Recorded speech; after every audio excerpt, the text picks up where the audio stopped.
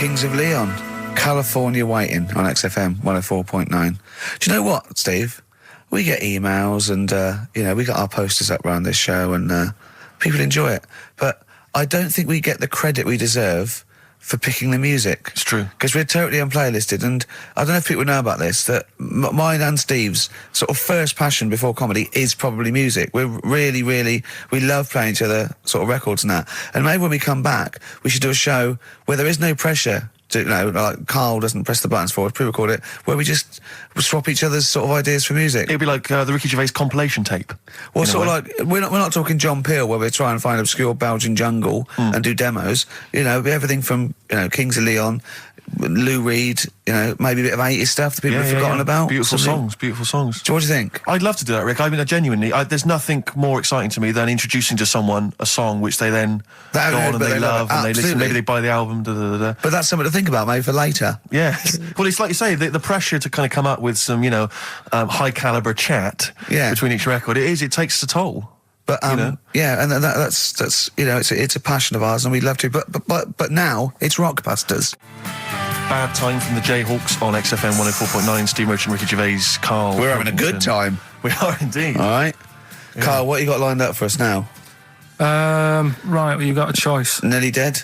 You can have a bit of educating. Yeah, let's have educating. Come on. Educating, Ricky. Actually, can we just clarify what this is? I think a lot of new listeners perhaps aren't familiar with this. It's when Karl looks on the internet and finds a weird story about, the double knob fun, and tells me about it, and it's usually not true. Okay. If it is true, I know it already. Go on then, Karl. They're not really weird stuff, it's just stuff that's gone on. That's interested me, that's all it's about, and I educate about it. I should just confirm that we've had a number of emails that say the baby born without a knob and then having one transplanted from a baby that luckily enough had two knobs is apparently true. Right, listen. So, I don't question that you could be born with a deformity and get someone's, fingers, knobs, What I'm saying is, it didn't happen with the doctor goes, I'll leave with it. I don't believe it. That baby's got two knobs. Exactly. What a coincidence. I bet that little bit of information isn't in there, is it? Sure. That he went out the door, I'm going to get a coffee, came back, bloody hell, hold on, no, here's an extra knob, I found an extra knob. We can put that knob on there. Perfect. Travis, writing to reach you on XFM 104.9, all right? A couple of emails here trying to respond to our requests for nursery rhyme related information. Oh, go on. Nikki Williams says that she was at infant school and she had a nursery rhyme book, and in the book, and this may just be the illustrations, but apparently the 10 in the bed in there were small baby monkeys, which you'll be loving, Karl. But again, I suspect that might just be the illustration that accompanied I remember I had a book of nursery rhymes when I was little, and my brother, he was older than me, I was about 5, so he was about 16, and I remember him and his mate just absolutely cracking up, because it said, up Jack got and home did trot as fast as he could caper. He went to bed and bandaged his knob, N-O-B, with vinegar and brown paper. I've since found out the knob is like the old English for head, but I didn't know why they were laughing. Of course. They were just cracking up. This was, whenever one of my mate's brothers came around, he said, where's your nursery rhyme book? And he'd read it to him. Yeah. And it was just the funniest thing in the world. The brown paper and vinegar was a popular method, because didn't Jack and Jill use that? They used something similar. No, that was Jack and Jill. That was Jack and Jill. Yeah, that's Jack when he broke his crown, which obviously, that means his head as well, doesn't it? Yeah. So he's fractured his skull on a sort of like an outcrop of rock. Yeah. And then... is that still used, the brown paper and vinegar? I don't think it is. I don't know, maybe in Manchester they're still using that, I'm not sure. Yeah. Tracy and John Burton say that they reckon a Humpty Dumpty was actually a cannon that used to sit on the walls of the castle in Colchester where they live. That makes sense. Yeah, that would make a lot more sense. Sat on a wall, had a great fall, the King's couldn't put hands together again. So he had they broke the cannon, or it meant it exploded. Maybe the cannon fell apart. Because people used to get blown up by cannons just doing it wrong, didn't they? Sure. Which is hoist by your own petard. Right. Where that comes from. Right. Coming back and blowing up in your face. So that makes slightly more sense, because you would want to send for the King's Men then. Yeah, and the horses. I think the horses just came along anyway. That was quicker. Sure. The quick King's Men, it took them about 3 minutes, with the horses there in about a minute. So, but I mean, if it blew up, there's nothing I could do. Yeah. So we got to the bottom of that. See, the educational, Karl. See, this is real education. You know what I mean? It's got a bit heavy though, doesn't it? What, Humpty Dumpty? Yeah, it has got a little bit heavy. Let's dumb it down a little bit. What do you want to do? Mary, quite contrary? We're doing Rockbusters in a bit. Hang on a minute. What? Before you even get to Rockbusters, oh, man alive, there are loads more verses to Old Mother Hubbard. Are there? I'm going to digest these while we play the ads, and I'll see if there's any salient information I can give you afterwards. Brilliant. Moving on, what's the next one? Would she be able to breastfeed? Yeah. And she'd be able to do it standing up while he was on the floor. Talking of nipples. Hey, come on. There's a lovely juicy pair over there. Okay, I think that's the last show. People should actually phone in and speak to Carl and try and convince him. forget that. Yeah, what's the number, Steve? Forget that. We haven't got time. Yeah, he hates answering it. We'll do it during the record. Leave it. Phone in if you want to speak to Carl, if you know the number. Call in, try and convince Carl to kiss a little nipple. Don't want to. Rick, I should just point out that I feel... Don't answer back! Come on, I think Carl has offered nothing there. I think those educating Rickies were appalling. And the only thing that would redeem the show is if he kissed the nipple. Kiss the nipple. Phone in if you want to speak to Carl. If you know the number, call in and try and persuade Carl while this record is on. We'll answer the phone. Phones are still going mad. Answer one. Just put with someone out. Kings of Leon, California waiting. He was rude. He's so rude to people. They phone up and they say, "Oh, kiss his nipple." And he goes, "Yeah, all right." And he hangs up on them. Answer the phone. Put them on air. Answer the phone and be nice to whoever it is. Be nice to them at least. Putting people on the air. Hello. Carl. Yeah. Speak to Carl. Why don't you speak about that human monkey that was on the other day? Old news, man. How long have you been listening? Listen, can we forget the monkeys? What do you think of his nipples? All right, then just kiss his nipple then for... I'm not going to kiss his nipple. I'd do it for 500 quid easy. Would you? Yeah. But why? Why do you want me to do it anyway? What are you getting out of that? Oh, come on, mate. 500 quid. It's worth it. Yeah, but... He's got the money.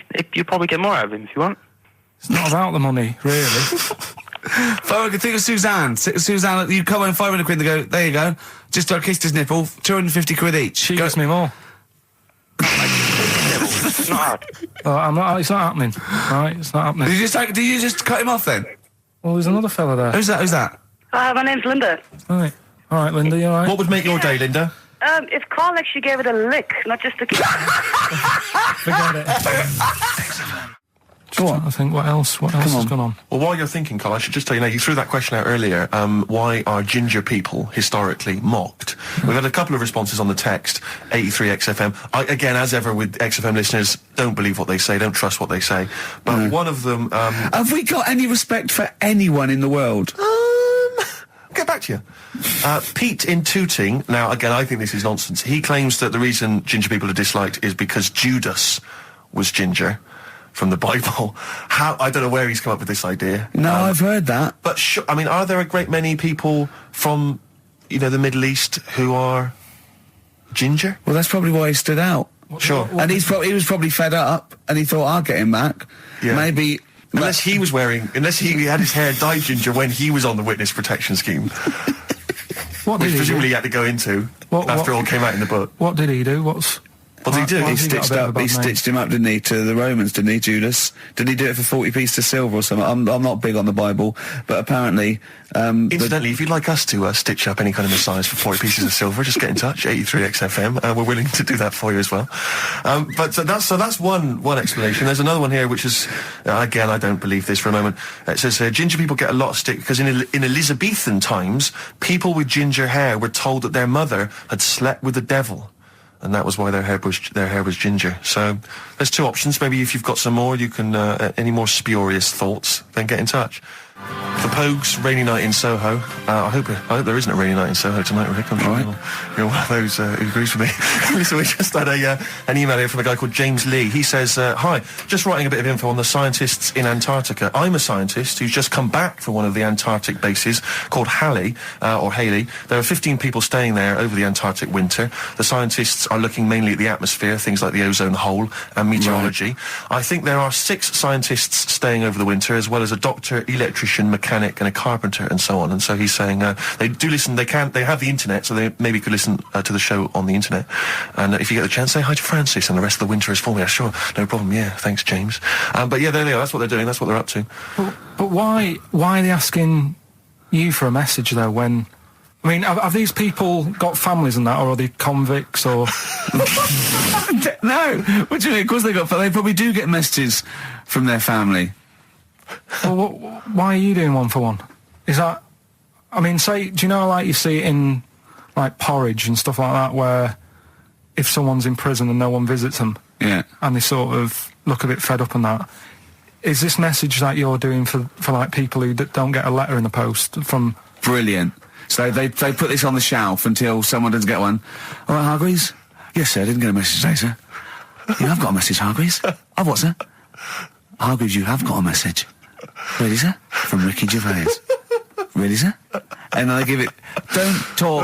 Don't talk, please. There are scientists listening. Try to keep the talking shit down to a minimum today. What's annoying me is, right, they're saying this stuck over there for months, but it seems to me like they're wasting a lot of time. Right? Why? Well, you're saying they probably watch DVDs. They're saying they've got internet access. Yeah. Yeah?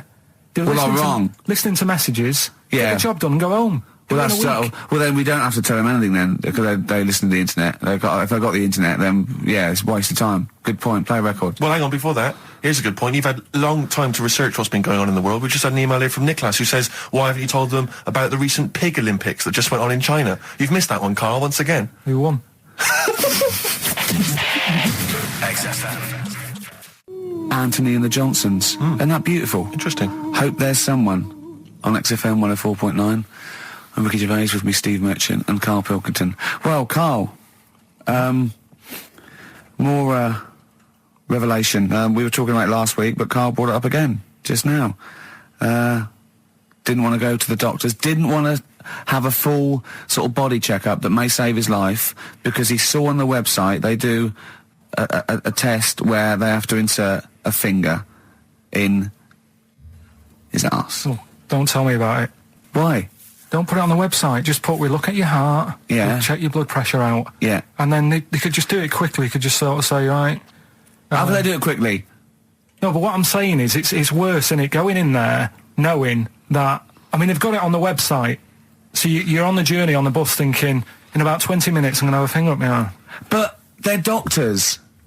Yeah, but They're not doing it for a laugh. They're not filming it with a two-way screen. They're not putting on boxing gloves so it hurts more. They're up. Oh, his prostate's all right. Out again. Out again. I'm just saying, in the day, the sort of... Do you think they're in the pub going, here he comes? It's Pilkington. I had my finger up his arse today.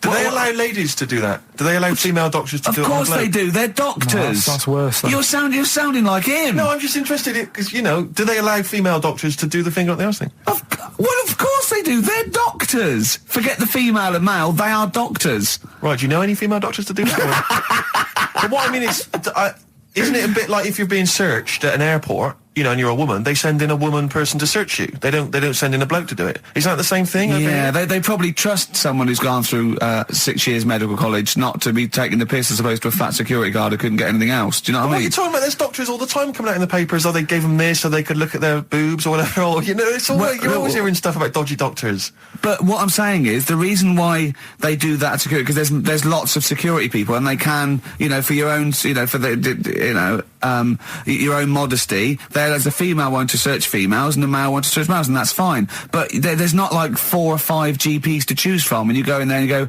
is it your arse and testicles? Do you want a bloke or... you accept what if they've got it. long fingernails? They don't have long fingers. What do you think this female GP looks like? She's sitting behind the desk like Cruella de Vil with cleavage and long red false nails, going, "Hello, love, bend over. This may hurt a little bit." There's gloves and Vaseline. I don't believe there's 2 of you now in the room, Karl. They're doctors. They have to. What would you rather do than put the hand down your throat and round your alimentary canal to feel your arse? It's a quicker way in. You seem to know a lot about these doctors who stick fingers up people's asses. You're a very well-informed gentleman about this sort of thing. Well, say if they did find something, yeah, would you then have to get like a second opinion, so someone else's finger? Well, no. They test it to see if there's anything suspicious. That it's usually a swollen prostate, which can be anything. So they catch it early, and that's it. They feel up there. But if you want a second opinion, then the same doctor will just stick a thumb up and have a feel around them. Yeah. So it always works in the same way. Yeah. Well, if there's a doctor who can, I don't know, put me at ease. I mean, surely there's another way around it. I don't believe that. I mean, what is this? 60 million people or something in the world, isn't they? 60 billion or something? Well, 6 billion, something? Yes, you got it. Right. You hit it. Well done. That's good work. Right, so yeah, there's 6 billion, did I say? Yeah, what's 6 billion then? Loads, isn't it? Yeah, but So if you want a doctor to phone up to assure you that the finger at the bum thing's not painful and that it's necessary and Just that that it's it's not just someone necessary, trying to get really. kicked. Just that it's not an easy way round. All right, what's Do the you know what I phone mean? number here? It's changed, haven't they? oh, You're the producer! Hang on, here it is. 0871 222 1049, and I think you select option 1. It tells you anyway what to do. please, if you're a GP or if, you know, even if you've completed medical, I mean, we want a qualified doctor, really. Anything else is not good enough for Karl Pilkington. We'd love to. You can ask him all the other questions because you know, Karl, as I said last week, he doesn't feel his own testicles because he doesn't like the feel. Yeah. So, you know, I'd like a doctor to explain to him how necessary that is. And this is truthful as well. I've got very slight pain around the genital area at the moment, and I think it might be some kind of groin strain, but I'm a little bit anxious, not entirely sure Yeah, what it is. you've been with me twice when I've gone along to get them checked. Yeah. And I go, oh, what's that? Yeah. It's terrible. I mean, but, you know, it's usually... You're I think you're in a pretty low risk, aren't you? I'd hope so. You're coming out of the 20s. I think testicular sort of... I shouldn't be doing this. I'm not qualified. They told... All they said was to me, sort of like, it's 20s and 50s. Mine- So we're into... Mine sort of felt like they dropped a bit the other week when I was on holiday. I don't know if that's like when you're relaxing or I was wearing shorts a lot. How far? If it's 2 foot, it's too far. I was having problems walking. What do you mean? No, Why? it was just a bit, I had shorts on all day, I'm happy and walking about on the beach and what have you. And then at the night, when I put some long trousers on, I was sort of walking like a rickets. They probably like stretch a little bit. Sometimes, I told you when I was about 18, I was scared. I went to the doctor. I felt a pain, right? And because I was doing biology, I thought I'd show off this doctor. I said, I've got a pain. I think it feels like it starts in the epididymis and goes up through the urethra either. And he went, Finger up the arse. he said, your jeans are too tight. They're squashing your balls.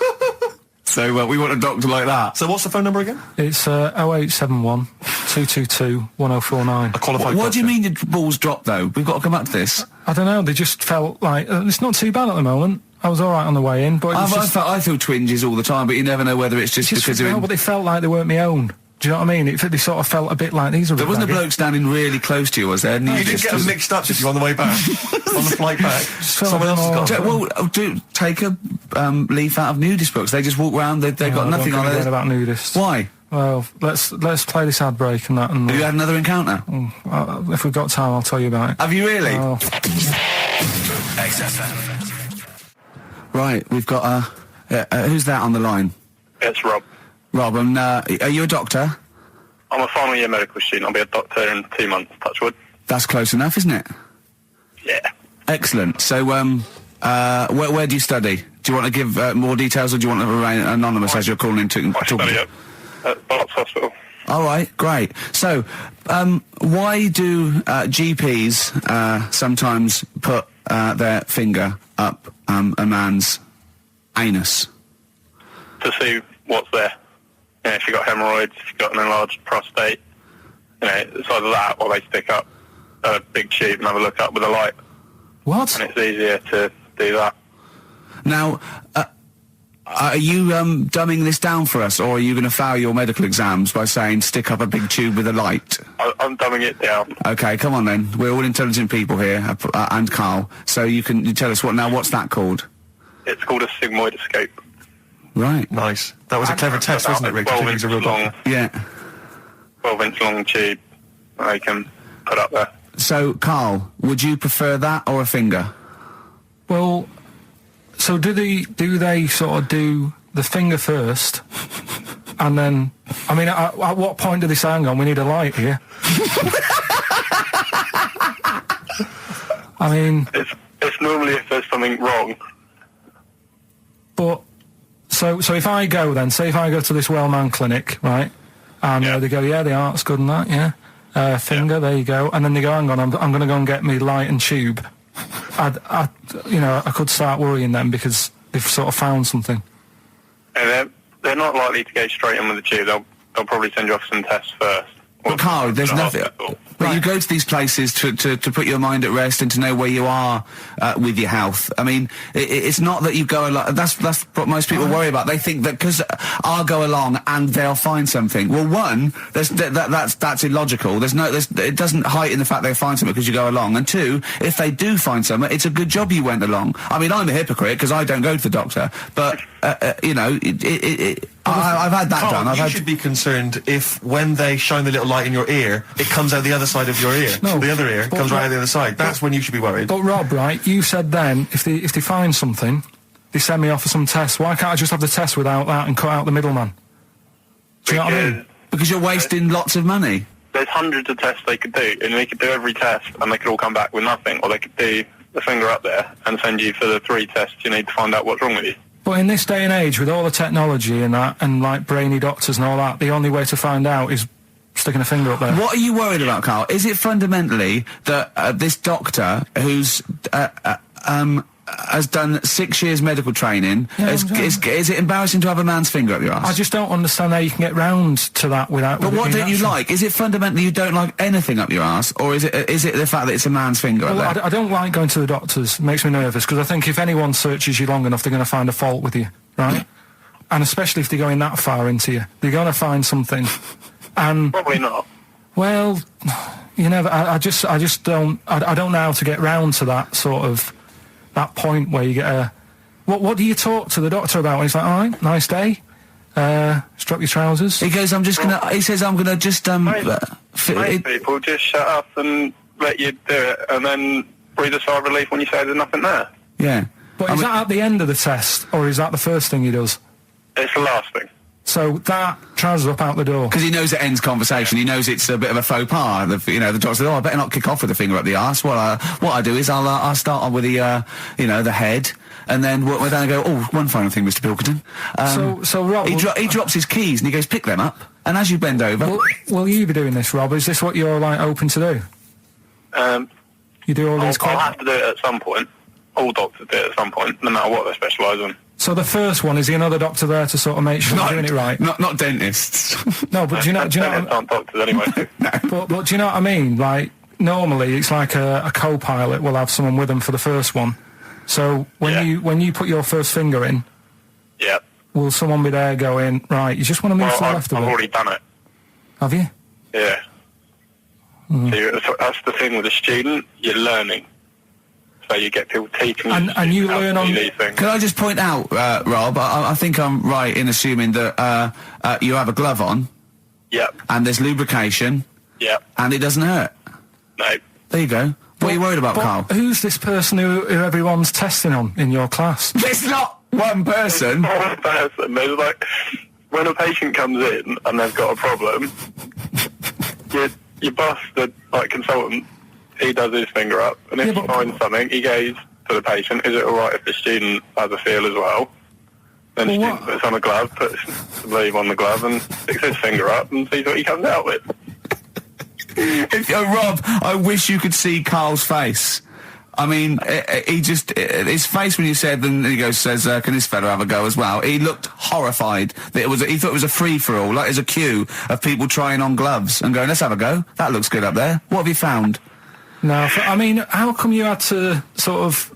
Is it not something you could test on yourself rather than waiting for other people to come in? Because then, you know... It's Cause an then you awkward position to get to, really, isn't it? well, but you can have a good rummage then without feeling too awkward, but to sort of have a go on your first patient when you don't really know what you're looking for anyway, do you know what I mean? Never really thought about it. Because you don't... If you've never done it before... You pop your finger in there, and you've got to sort of look. You've got to have an expression on your face, like you know what you're finding. Well, they can't see what you look. They can't see I'm telling you your what's face. there. You got the big boss consultant man going, now move your finger there, and you'll probably feel this. Because he's just done it. He knows what's there. Well, what? Oh, so he's already had a go. He's had a feel, and he's going right. If you feel to the right, that's the conglomerate or whatever. The conglomerate, yeah. Its conglomerate is in perfect working order. Well, that's. I'm still. Thank you, Rob. That, I'm sorry you had to go through this. Carl is probably the worst patient you'll ever encounter in your medical career. Good luck with your finals, and thanks very much. And do you know any female doctors who do this? Or? Thank you. XFM 104.9. Thank you. You too. City of Blinding Lights. I'm going to see them next week at Twickenham. Yeah, well, enjoy that. Looking forward to it. Yeah. Thanks Yeah. again for letting me know about your... Old Nobbo Yes, and Edge and Yeah. all that. Now listen, you just got an email there saying, can you turn up your microphone, Steve? Apparently my voice is a little bit Well, quiet. Carl has to do one thing, make sure we're heard. That's Yep. all he has to do. Well, I can hear it. Sounds fine to me. Well, not to the listeners, and that's who we're trying to please. Well, Yeah. It's one person said he can't hear Yes, but we've only got one listener. So if he's Yeah. not happy, we're buggered. You're allowed to say buggered. Not twice, certainly. Once could have been a mistake. Yeah. Twice, pointing it out is definitely, complaint material. Neil Young from the album Zuma, and that's Pardon My Heart on Beautiful. XFM 104.9. Ricky Gervais, Steve Merchant, Karl Pilkington. We just had a text here that says, and I don't know what truth there is in this, as ever, but John says there is apparently a nude bike ride today in Hyde Park. Now, I can't believe that's the case, because I don't think it's allowed, is it? You can't ride around with your I don't veg, know. can you? I don't know. Why would you want to? Well, good point. On a bike? On a bike, I love the fact that that's what disgusts him. I want. Do you know what? If we did appeal for a nudist to call in, I'd want a very specific sort. I don't want. I want a German nudist, a middle-aged man called Helmut. Okay. If there is any, or the closest one to it. So I want a middle-aged man from Germany. If your name is Helmut, you're in. But I'll accept Hans.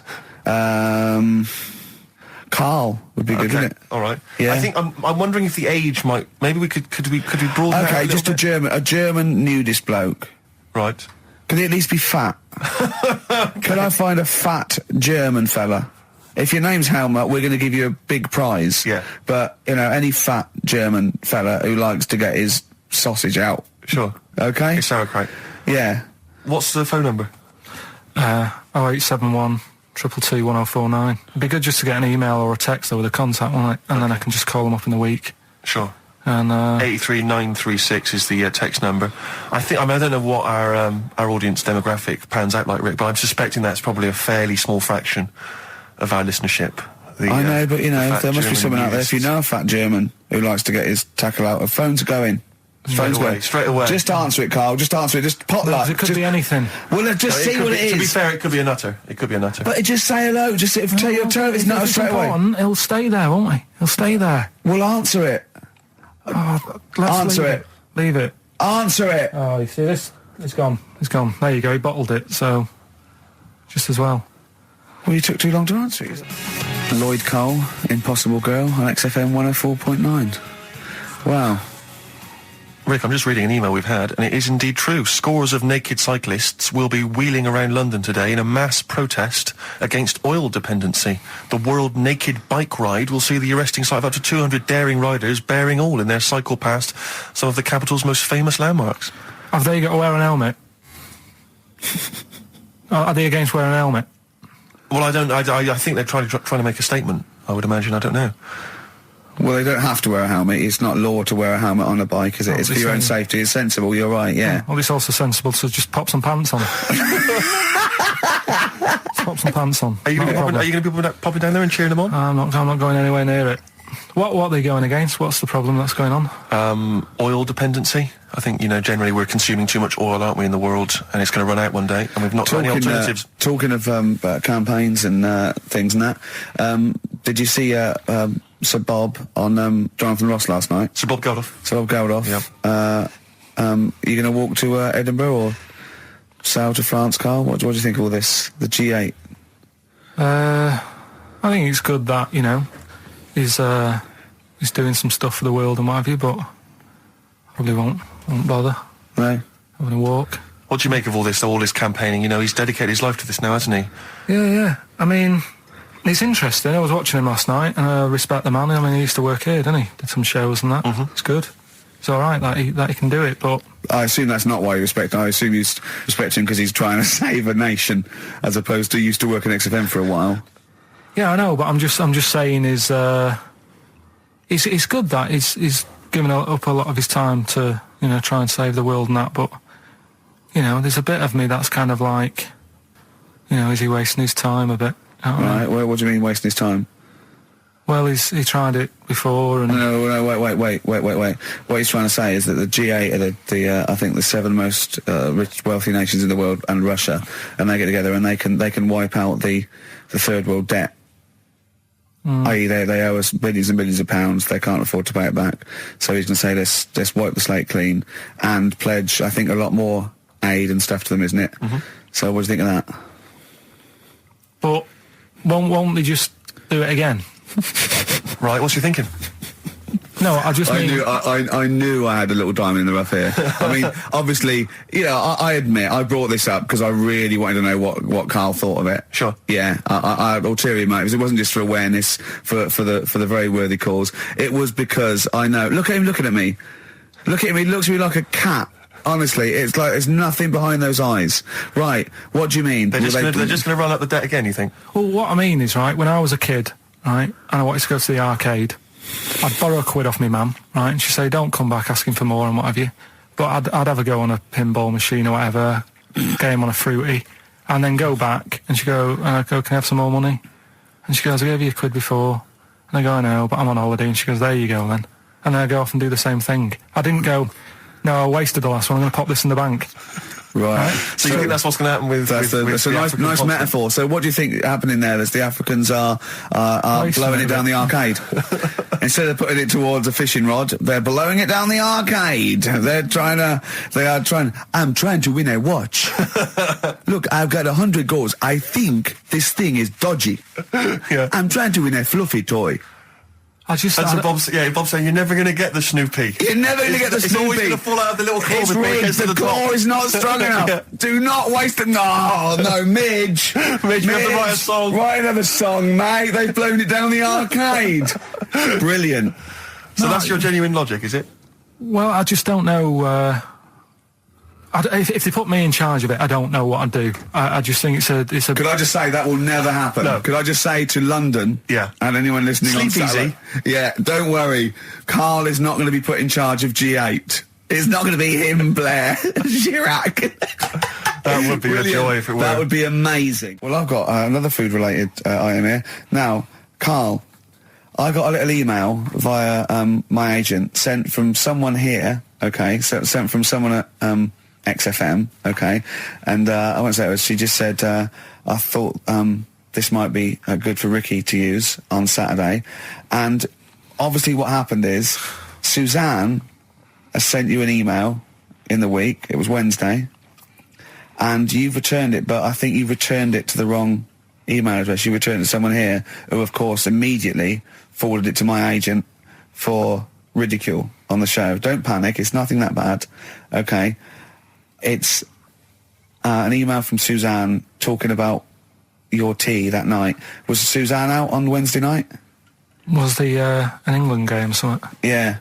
So you were alone. You were home alone, were you, Wednesday night? Yeah. Did you enjoy your meal? Was it a quiche? Go on. Right. From Suzanne to Karl. Take the quiche and put it on the baking tray. Cook for 30 minutes on 190. Take lettuce and put on plate. Take 3 tomatoes, wash and chop into quarters. Place on lettuce. Take an avocado, chop in half. Remove the stone. Peel skin and slice. Place on salad. Put salt and pepper on and a dribble of olive and balsamic vinegar dressing. Right? In brackets, small bottle behind the cafetiere. Right, in case he's reaching for bleach. Yeah. That's it. Should have put everything else away. Right. Then sprinkle a smidge of parmesan on top. Remove quiche from oven, cut into quarters, and put on plate. Eat. Oh wow! Does she have to do that every single time she's out? No, it's just that I'm not that good at cooking, right? And to be honest, that was a lot of hard work. I didn't bother warming it up. And I did without the avocado. Why? Too much messing about. He didn't even do that with instructions. It was too much. But yeah, I'm not that good at cooking. And Did you genuinely? That's not cooking though, is it, Karl? That's heating up a slicing. quiche. That's cooking it is making the quiche. Yeah, but I'm just Can't be bothered. Could you have figured that out if she hadn't left that note for you? Why did she have to tell you what the olive oil and balsamic vinegar was? Because I've put sort of cooking oil on my food once, and I said, oh, it's a bit... It's ever since, right, years ago. I'm gonna die! Years ago... Oh, God, they're leaving Mr. Magoo at home. It was ever since I put sausages in the toaster that... What do you mean? I nearly set the flat on fire. Because, do you know, like, when you're grilling food in a pan and all that? Yeah. Sort of sausages spit and it goes everywhere, doesn't it? And it makes everywhere greasy. In the toaster. So I thought, well, just want to warm them up. Yeah. Bung them in the toaster. Yeah. What And happened? she sort of caught... They got stuck and they sort of caught on fire, I imagine. She came in just as I was sort of plunging it, and what have you, came in from work. She said, what are you doing? I said, I'm in sausages. Well, the oven isn't on. I know, they're in here. What, you turn it off? Panicking and that. But I've never been into it. I've never been into cooking and that. At school and stuff, I didn't bother doing it. Oh, every time Suzanne comes home, she must think, please be the house still there. Yeah. Please not let me hear a fire engine as I come round this corner. Oh, God. She comes and goes, oh, God, thank God. I bet she's always happy to see you when she gets home and you haven't burned the place down or introduced some howler monkeys or something. Unbelievable. What I find extraordinary is there are people who are in sort of care in the community who don't need instructions No. on how to prepare food. Oh, they do. They can do it. Yeah, you show them once. Yeah, They and they've learned don't. it. Whatever you do, don't put sausages in the toaster, Johnny. Do you know what I mean? Yeah, and they've don't- learnt it. They don't put sausages in the toaster. Yeah. They put their fingers in. But, yeah. Landed Ben Folds on XFM 104.9. We've had an email, Rick, from Simon Whittaker. He says, he's throwing the question to Carl. Have you seen the video for that Ben Folds song where there's apparently a monkey working the sound desk and shifting the piano? So, yeah, you want to check that out. Talking of monkeys working the sound desk, we've also had a lot of emails directed to you. Yeah, a lot of emails directed to you, Carl, asking if you saw this programme that was on in the week. I think I didn't see it. I think it was called The Strangest Village in Britain. Yeah. Did he watch it? He called me 6 times during it. Of course he Called did. me 6 times. Now, just explain briefly what this was, because I didn't see it. Well, it was a sort of an experiment. I think I can work out from the sort of 70s, and it was sort of run by, from what I can make out, mainly sort of German Christians. Right. And what it was people with various disabilities or mental illnesses, Down syndrome, autism, bewildered, you know, and they were living normally in the community. And there was 300 people in the village. Half had some sort of problem, mental problem or disability, and the other half were sort of carers. And I mean, it was very, very strange. And where is this village? It's somewhere in this. It's up near Whitby, isn't it? Yorkshire, Right. yeah. Okay. But he called me.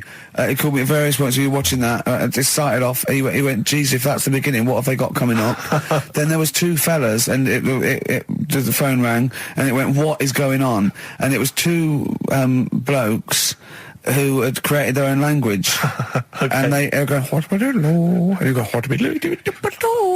and it was an interesting program. I love documentaries like that. But what made it twice as good was that I knew that Carl was getting confused. Yeah. There was one bloke that went round interviewing people, and he'd just have a string of questions, and he'd go, have you ever had curly hair? What's your favourite animal? Have you ever seen a badger? All right. And Carl was getting stressed. It was stressing me out. He was trying to think of the answers quickly enough. Because he was sort of saying, do you like mosaics and that? And I was like, oh, I do it. And the next question was coming in. It was like Mallet's mallet. Do you know that sort of that word association thing? I was stressing me out. But he said he wanted to go there. He actually said, could I go for a holiday there? And I went, well, I doubt that. I don't know. Maybe you could go on a visit. That would be great, wouldn't it? For Carl to walk in there. But the thing about it would be like Carl would be the ruler. He'd be the king. It would be that in the kingdom of the blind, the one-eyed man is king. I mean, he would just dominate. I don't know. There were some of them were quite clever. Really? Yeah, I don't think he'd. I think he'd probably be average. Yeah. I don't think he'd. Okay, he'd just blend in. No, I don't think he'd shine. Because a lot of them were quite good at some things, weren't they? He didn't like the angry bloke who punched him. There was this really sort of sweet Down syndrome woman called Nan, and she hadn't hung her coat up, and this angry bloke was going, if you don't hang your coat up, I will. And he punched her, didn't he? Yeah. And poor Nan got it in the neck from everyone. There was another woman bullying her, wasn't he? Yeah. But you like the little The little Down syndrome fellow with a woolly hat who was helping alright. that woman. If I went there, he's the one who had sort of humped down and said, come on, let's go for a pint or something. Sure. But, Incidentally, do you like mosaics? We didn't establish that. He's still thinking about it. David Bowie, Watch That Man on XFM 104.9. Now, coming up, Steve, and listeners, so, I'm talking to them mainly. I'm not really, I'm talking to you and Carl, really. Yeah. But, coming up, an old feature, Knob News. Oh, Knob News, the welcome return of Knob News. Yeah, and Monkey News is still there, isn't it? yeah. Just briefly, you don't think you really gave that competition justice, did you, not handing out the email? No, let's just quickly whiz through the questions again. Yeah. John's texted in, by the way. He says, I never get any of the Rockbusters clues. Is this a good or a bad thing? Definitely a good thing. Definitely a good thing. Definitely a good thing. Yeah. Yeah. Did you have to have that thing done where they say, what side do you wear your member? What side you dress. They don't say what side you wear your member. That would hardly be a euphemism, would it? So they say what side you dress, sir. It means what side your little John Thomas leans, doesn't it, on rest, usually to the left, isn't it? Your little But do left you know, testicles. if I said to you now, what side do you wear it on? Do you know? It would be left. It would be the left. That's what I mean. If standing there, right, with nothing restricting it or holding it in or holding it up, right, it sort of leans. Your one ball is sort of like slightly back and lower, isn't it? And your little John Thomas rests there, so it's left. And the reason they ask it is so they don't put the tape measure up on the left and squash your willy or touch your willy. So it's nothing to do with like, well, you'll need a bit more room of sort of more material on that side, or... Well, no, I don't think they compensate. It's just when they put when they stick that up into your groin, they don't want to come in contact with your The thing is, I Mercy. don't know what side I wear stuff on.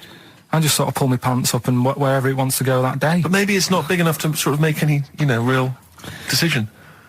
But, like now, I'm sat here, right, with my jeans on. I don't know where I am. Well, that's clear from hearing you talk. No, but what I mean is, if a fella said to me, what side are you, what side's your member on? I'd go- member. What is this? What is this? The use of the word member suddenly? I'd go... Well, it's not. It's usually not appropriate. And also, I imagine in the old days they had big baggy pants that used to sort of like hang down. And now, like with those stretchy boxers and briefs, it's sort of held up in a nice little, neat little parcel, isn't it? So it's probably not appropriate. It doesn't come in contact with your little snake. So, did you ever? What have you ever heard that? Are you telling me a tailor has asked you that and you went, "What do you mean, mate?" No, I've never... I've not really had one made to measure. I had one made when I was a kid. But since then, I've sort of bought a suit off the hook. But when you were saying about buying a suit, I know that question sort of crops up and I don't know what the answer is. It just annoys me the way I don't know, there's no surprises anymore. Do you know what I mean? People know. What do you mean? He's going to go, right, I'm going to measure you now. Which side shall I measure? Go, well, pot luck, go on, have a look. Right, there you go. Oh, you got it. You checked me out. What do you mean there's no surprises anymore? What are you talking about? Everything you say is a surprise. Everything you say. Every opinion you have is a surprise to me. What I mean is, why aren't people just happy just to go, well, depends, doesn't it? I'll just pull the pants up wherever it wants to go. I'm happy. What do you mean? Why is this such a big issue? But Carl, when they ask you this question, they're not making a note of it somewhere. It's not statistical research to find out what the kind of common leaning is. It's a question so he doesn't touch it when he's using his tape measure. Just be careful. But he is being careful by asking the question. But what's wrong with him touching it anyway? If it's only like a slight... Fair enough. But if he just sort of, knocks it a little bit, you can just go... Do that again? To me, it's the same as the prostate thing. It's just happening all over again. It's But the doctor doesn't go, oh, what side's your arse on, sir? Trying to avoid the arse. He wants to go, he knows where your arse is and he's aiming for it and he wants to get it up there. He's aiming for it for a good cause. This little fella's going, well, I've got to measure his leg. I don't want to touch the knob. I'll just ask him, sir, do you mind telling me where your cock is so I can avoid it? It's a big difference. But like I'm saying to you, I'd have to have a look first to let him know. I don't know where it is now. I don't know. It could be the left, could be the right. Are you telling me you don't know where your knob is without now? looking? Well, what do you mean without looking? How could... Well, you're saying it as if like... Should we have a guess? Well, have a look and tell us where it is. What are you wearing? What sort of pants are you wearing? I've got my jeans on. But you got pants on underneath them? Yeah. What are they? Briefs or box shorts? Boxer shorts. Boxer shorts, where it's probably free, but the jeans are probably restricting it. I think it's probably either in the middle, dressed in, or just slightly to the left. Have a look. We'll tell the listeners after the break where's Karl's knob. It's a good competition. Oh, brilliant! We've got to send this to the Sony Awards people. XFM. Run, Snow Patrol on XFM. Well, big question. Where was Karl's knob? That's what people have been hanging on for. Yeah. Where was it? Well, I can't believe people have been texting in. Hey, what, guessing where it is? People saying, is it in the middle? Is it in the left? It cost them 10p. It cost them 10p to find out. Just wait, I'm going to get out the answer. You don't win anything, right? Like, strike it lucky. Right? Bottom or middle? Right. It was to the left. Oh! Yeah. I went with the right. That's annoying. See, I thought it would be to the left. If not, maybe if it was all scrunched up, sitting on your lap right, it might just pop up to the middle. Just pop out, like, you know. Well, next week we'll be finding out where yours is. Where's Ricky's bollocks? Landed, Mr. Ben Folds. We've landed on XFM 104.9. Ricky Gervais, Steve Merchant, and little Karl Pilkington, and his magical little manky, round, baldy head. He was described as a wacky mank in one of the papers this week. Really? Brilliant. Well, remember we were talking about it last week about he came round to my house and I popped out my Mr. Johnson, Sure. to take a little look at. And his two that made daughters. the papers. That made the papers. Wow. What paper? It wasn't front page of the Times. It must have been like the Daily Star or something. Just squeeze Live 8 Yeah, on the second page.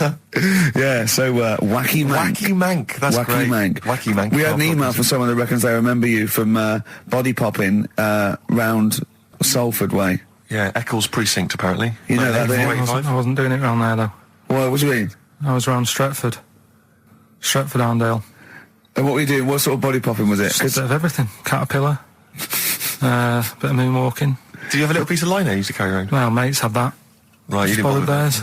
Borrowed theirs. Were you any good? But you weren't breakdancing, well, you weren't spinning on your head and stuff, you were more body popping. Well, I hope he wasn't spinning on his head, because you know that can sort of give you little brain damage and things. It can give you brain damage. Also, it can wear your head down, and also makes your head perfectly round. Yeah. Because the gravity is pulling on. But if you keep on doing it, obviously it's going to wear your hair out, yeah. So you become sort of like a stupid, bald, and roundy-headed. Yeah. So You've got to be very I very much doubt that you did do any of that. Did you, Karl? Didn't do any of that. Embrace and Gravity on XFM 104.9.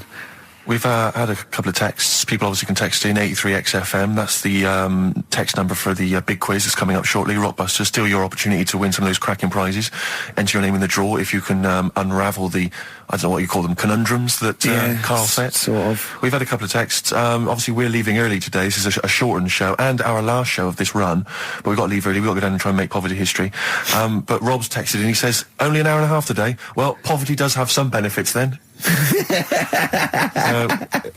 He's a fan. He understands the show. Who was that little fella that used to write in who hated the show? Oh, I forget his name. I haven't heard from him for a while, actually. I don't know what happened. No. Maybe he realised that if he hated the show so much, the obvious thing to do was to switch off. Maybe that finally dawned That's on him. annoying. What's his name? Someone will remind us of his I name. like people who hate us to carry on listening. Yeah.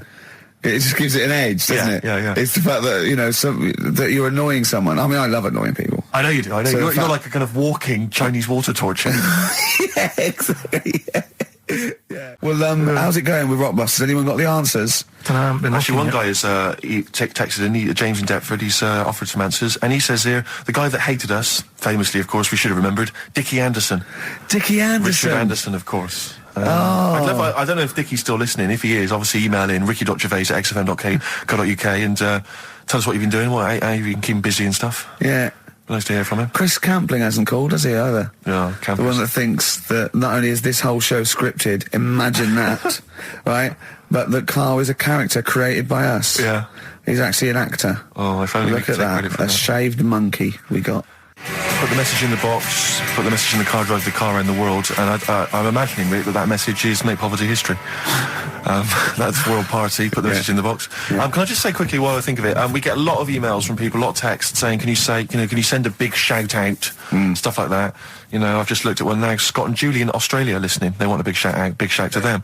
But there's so many people that do it, and I'm obviously just want to say sorry we never get to your emails. We're very, very lazy. We never really get to look through them, but we obviously do appreciate you emailing in, texting in, stuff like that. And also, can I send a big shout out to my grandparents, who I believe might be listening on their new digital radio? They're pretty high tech. Very West Country. Yeah. Are they the merchants of Bristol? Merchants, yeah. Props to them. Props to them, yeah. Travis, Level come through on XFM 104.9, Ricky Gervais, Steve Merchant, Karl Pilkington, etc. Got some great tunes actually lined up. Excellent. I've brought in some Amy Mann, some Neil Young. I play my favourite Clash track. What have you got for us, Steve? I got a dynamite hip-hop tune by The Roots, which I think you enjoy. Love it. Got a little bit of Joni Mitchell, maybe swing that on later. Oh, excellent. I nearly brought in some Joni Mitchell. It's a good job I didn't. Yeah, exactly. It wouldn't have made any difference. It wouldn't have made any difference. No, we would have probably played yours, and then I'd have been told to go away. Carl, what have you got lined up for us as the producer? Right, well, Rockbusters. Been off this week again. Has he? Yeah. Another week off? Another week off, yeah. No, I didn't have a full week off. I had 3 days off because I was working all over Christmas. Yeah. And still didn't stop working, preparing stuff. You've got a nice load of prizes there that I've sorted out. I had to come in especially to sort that out. Yeah. Rockbusters. Did you rifle through the drawers at Capital Gold instead of down here? Yeah. Rockbusters, we're still doing that. You're bigging it up. Yeah. He's bigging it up.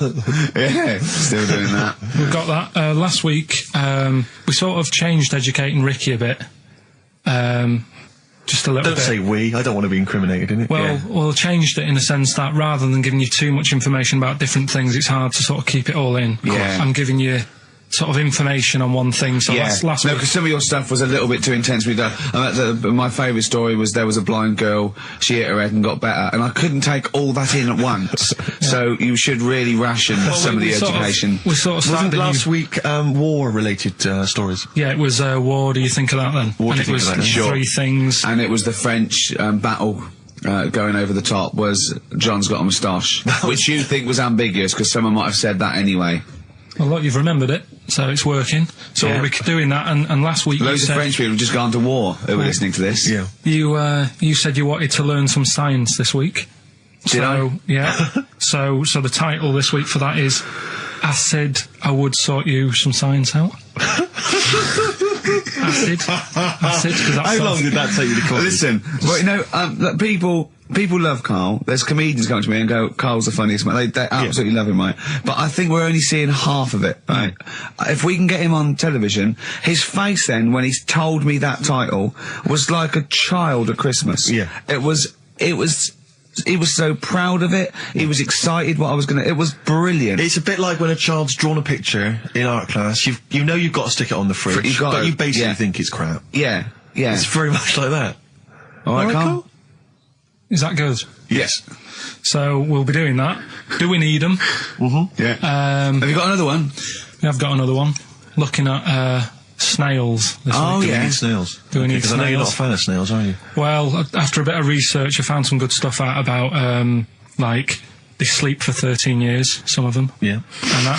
So we'll be looking into that you later. tried that once, didn't you? I know, yeah. We've got Ritual, Yeah. which is something that I told Ricky about. Yeah, well, last week's was brilliant. It's was good it? to have a flat head in India. It's good to have a flat head in India. That's brilliant. Yeah. Well, that's about it. I'm going to just play one of my favourite Smith tracks. Can I just make a request? So I'd quite like, if you've got time, to bring back, just for 1 week only, White Van Karl. Sure. Because there's some quite interesting topics this week. Oh, there's things happening in the world. There's some Karl things doesn't think happening. there is. There is a light that never goes out.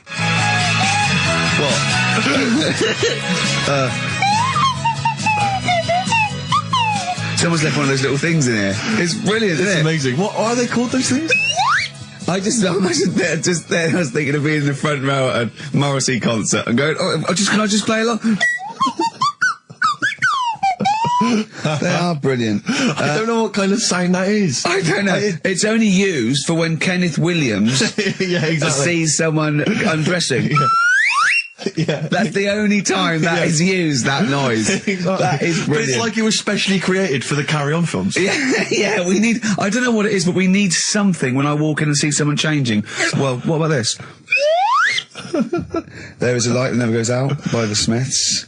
I phoned Karl up in the week, yeah, and I said, what are you doing? He went, well, even though it's one of my days off, I'm just doing some research on the web.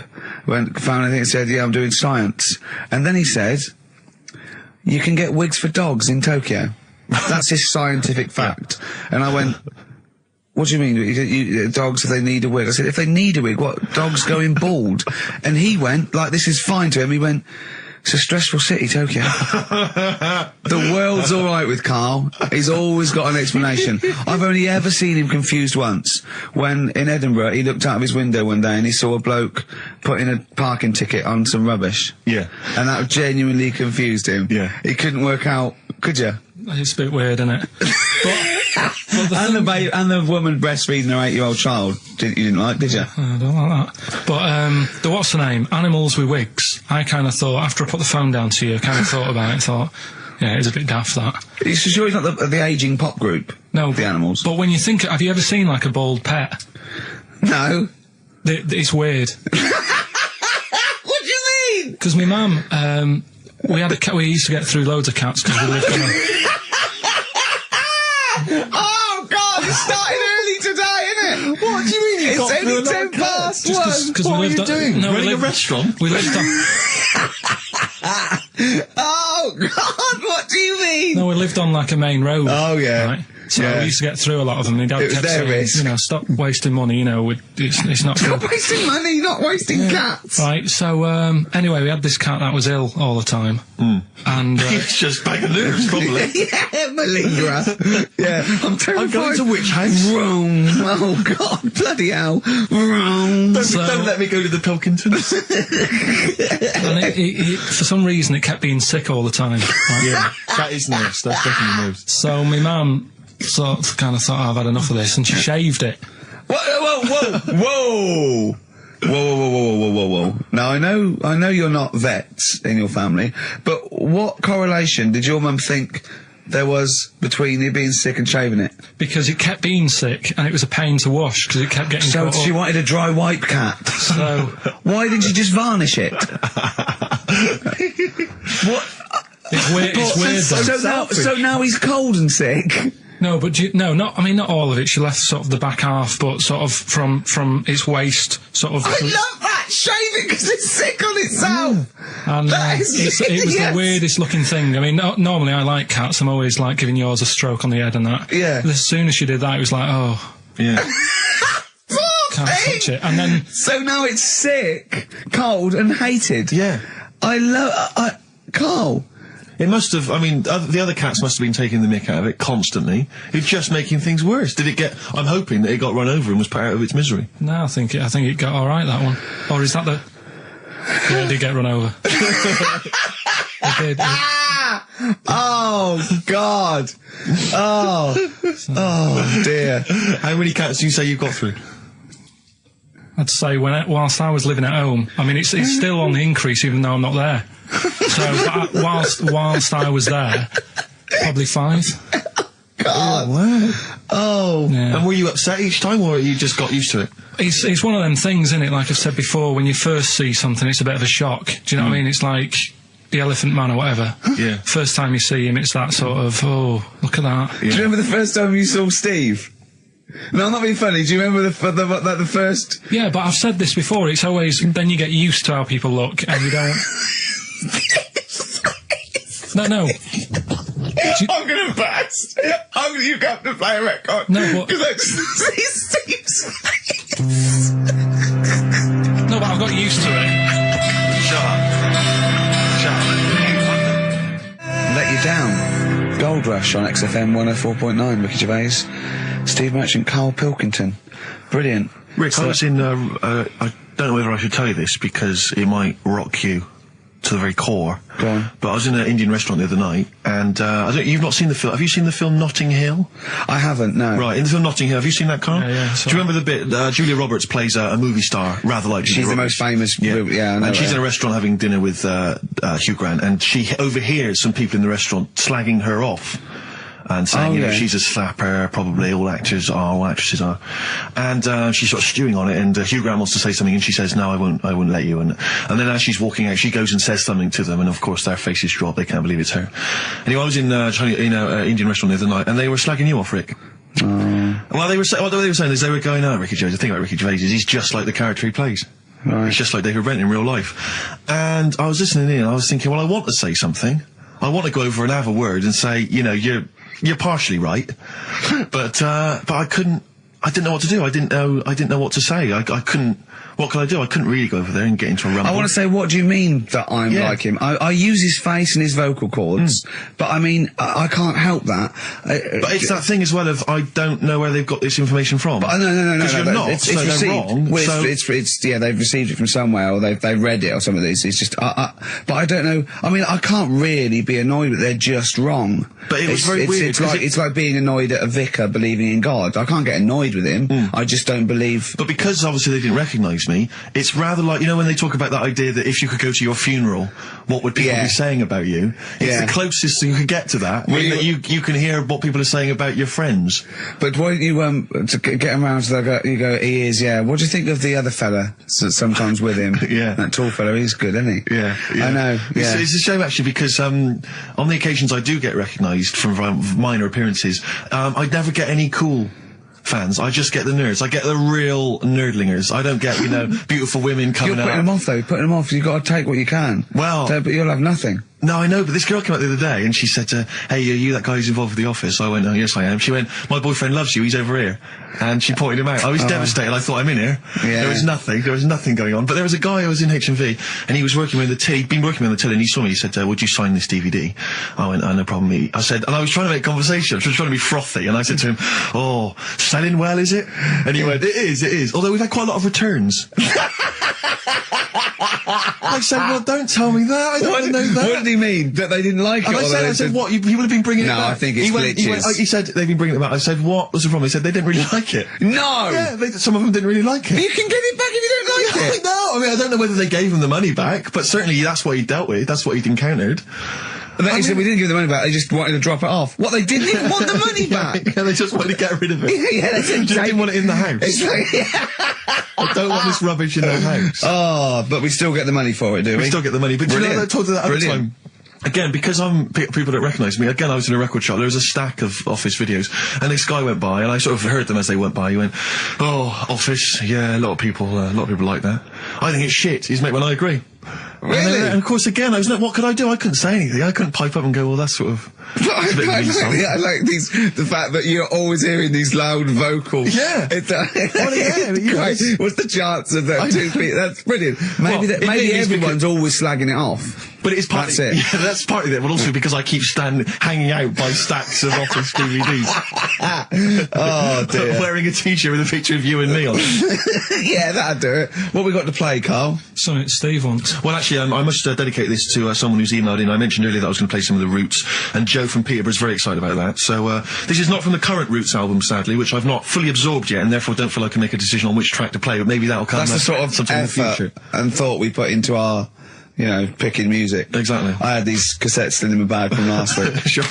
Anyway, this is from the album Things Fall Apart. It's The Roots featuring Erykah Badu, You Got Me. Let's play it. Featuring Erykah Badu, that's The Roots and You Got Me. Good, I like that one. Yeah, you've enjoyed that? Yeah, I love it, yeah.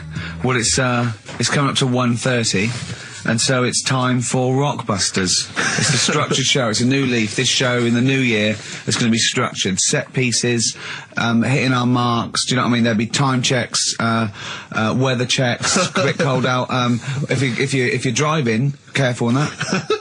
So do the prizes. Check for traffic, like if it's bad. Yeah.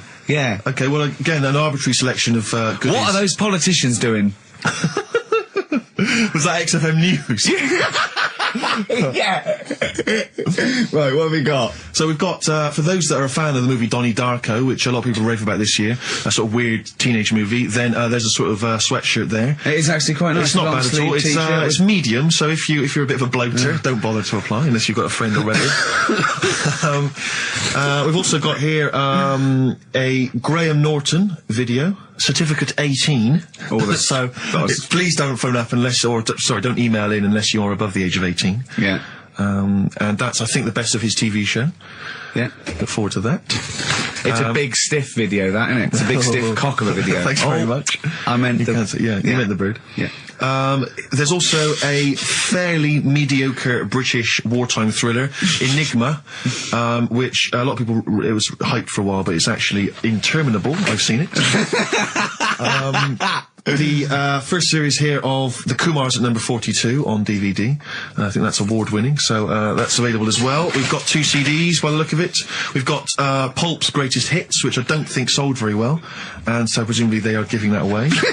And Johnny Cash's current album, American For the Man Comes Around. There's some good cover versions there. Again, another big including, sell. A big sell. We're really pushing this. But it's quite kooky. Johnny Cash here does covers of things including Personal Jesus. Oh, right. By Depeche Mode. Yeah. We've got Bridge Over Troubled Water, his version of that, Desperado.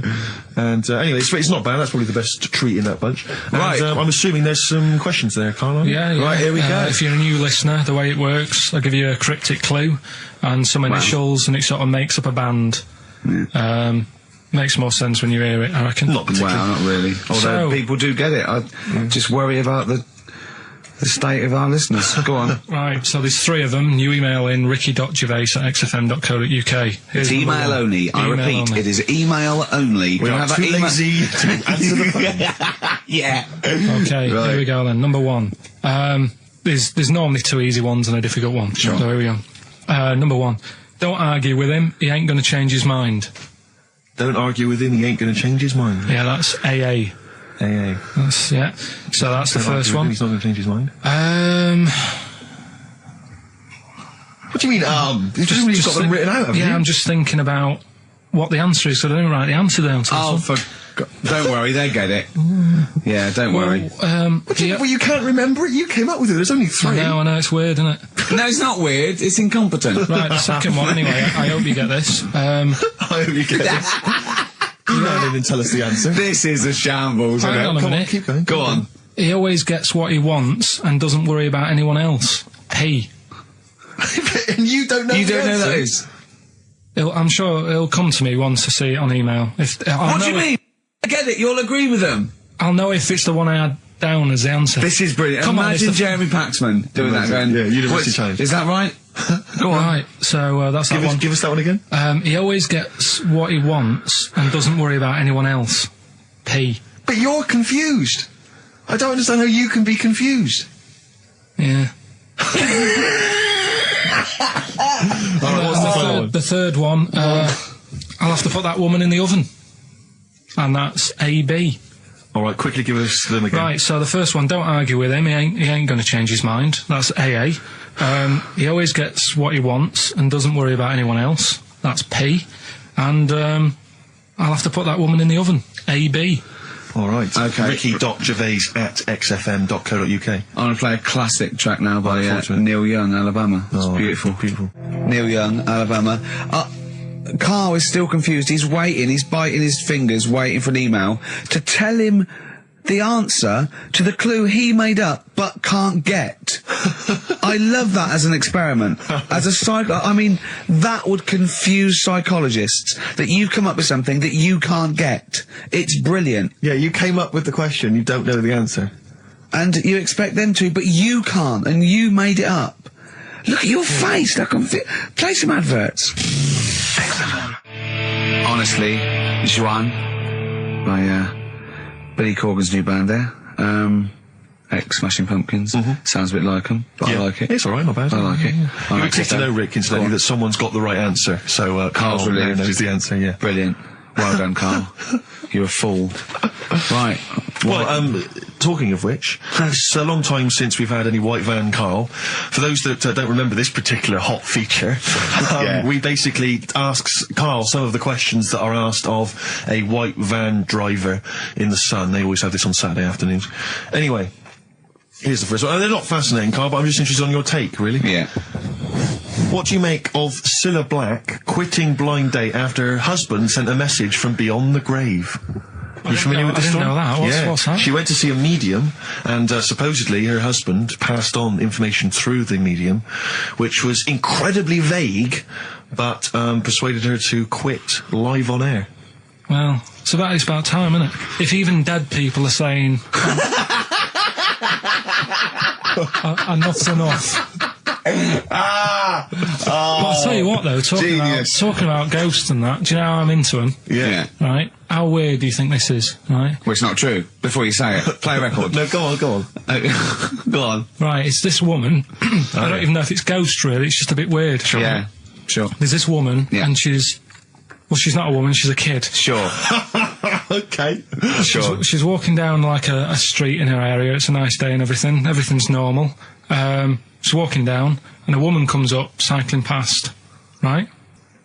The woman on the bike looks at the kid, absolutely terrified, right? Got a really scary face on her. Yeah. The kid's thinking, why is she doing that? Yeah. Right? So anyway, she thinks nothing of it, goes, I think she was playing in the park or whatever, goes and has a nice day. About 15 years later, Oh, right, yeah. she's, I don't know, I think she was going to work, right, on a bike, She was riding her own bike. riding her own bike, cycling down the road, Oh, yeah. looks at the kid. That's the thing that happened, like, 15, 20 years ago. Right. It's her on the bike looking at her as a kid. Right. What is it? Not another child. No. So it's her, she's seen herself. Carl? I mean, I don't know where to start. Firstly, where's this information come from? But I mean, why do you ever? I mean, I don't know what part of that you think can be true. I mean, honest. I'm speechless. I don't know what to say. What are you talking about? Bit weird, though, isn't it? But it's not It true. didn't happen. Nothing happened like that. She said it did. Well, Who? she's Who? wrong. She said she saw herself. She saw herself as a kid, didn't she? Did she carry on riding And as an cars? adult when she was a kid. Did she stop and talk to herself, or did she ride on by and think, that's a bit weird, there's me as an 8-year-old. I won't stop, I'll be late for work. Yeah. If I'm late again, the boss said he'd be in trouble. Yeah. Oh. Well, And where is this information? Did it happen to someone you know? No, You overheard it on the bus? no, it was in the 14 Times. Oh, right. Well, Okay. that's the answer. Good. We've Okay. got to the bottom of that. Right, good. Brilliant. Now, what do you make of David Blunkett accusing gangster rappers of making kids believe guns are cool? It's a hot topic there, Carl, and I imagine you've got some strong opinions. He's saying what? He is saying, basically, that all this rap music is advocating gun use and violence against people, and he's very worried about it. Nah. Okay. All right. What's the next one? Have you thought about going into politics? Because gotta go. I'll tell you this, they wouldn't be able to argue with you, really, in the Houses of Parliament. They'd have where would they start? Yeah. My fellow is an idiot. No, but violence has always been about, isn't it? Like cowboys and Indians, they didn't have PlayStations and Tupac then, and there was still violence. What do you mean? In the Wild West? Yeah. Do you know what I mean? So you can't really blame it on stuff. It'll always happen. That's the world, and it's made up of different types and that. Again, he's right. Again, he's sort of right in a way, in his innocence, in his buffoonery. I didn't hear what he said. He just said there's always been violence. You know what I mean? It's sort Even, of like, dinosaurs, look at them. They cause a lot and of then he trouble. went too far and made himself sound No, like a fool but again. I'm just saying, it's always happened, it always will. Yeah. Don't try and change it. Yeah, Yeah. just chill out is what you're saying. Do you know what we should do? We should all get on our bike, go and find ourselves when we're little, and go, be careful what you do in life. Oasis, Supersonic, still good, Still as isn't it? good as ever. Still good on XFM 104.9. Ricky Gervais, Steve Merchant, Karl Do Pilkington. me please, Rick. Go on. Ricky Anderson has emailed in. Dickers! Dickers Danderson. Oh, what are you he's, doing, Dindo? He's probably our biggest fan. And- Diddler, you little diddler. Exactly. He has emailed in, as ever. Ricky, your show fascinates me. How do you maintain such levels of senseless drivel? That's from Randers, from Randy Anders. as I Little call him. diddle dodders! Oh. So, thanks again, Dudley. for that, Yep. Well done. He's yeah, that's great. I Nice get a stuff, buzz. I was disappointed last week where he didn't. What? Ask him why he's didn't. He didn't respond last week. No, it's a shame. Probably that. busy. I don't believe he had something better to do. Well, I would have thought so. I can't believe that of anyone when No, on you've a got this Saturday sort of afternoon. level, Exactly. intense chat. What have you done this week, Carl? Well, I've had a few days off, haven't I? Yeah. Still, doing stuff for this show and that, but managed to Well, get not a few really. hours in. Yeah, not really. Just doing nothing, and bought a place. So I was looking at kitchens, Yeah. weighing some of them up, and Yeah. Checking him out. checking them out, and also ordered a sofa. Yeah. Nice sort of comfy, sort of leatherish sofa. Oh, a leatherish. Oh, I don't like leather sofas. No, but what are you picturing? A leather sofa. A leather sofa. Yeah, I just but don't, like it's what? squeaky and it's. No, this isn't. This isn't it? No, this isn't like that. But I want a really. old sinky into fabric. I want a sofa that is as comfortable as a bed. Do you know what I mean? Well, if it was acceptable, you'd have a bed in your lounge, wouldn't you? If that was allowed, without seeming like you were sort of like elderly, or that would be just... good. And I'd have a drip going in, sort of like with nutrients. You know, I can't be bothered to chew. No, sort of lager with sort of vitamins, and then one going from my knob down to the toilet, to the lavatory, and with all the remote controls. And that would be amazing. To be fair, you're almost there, Rick.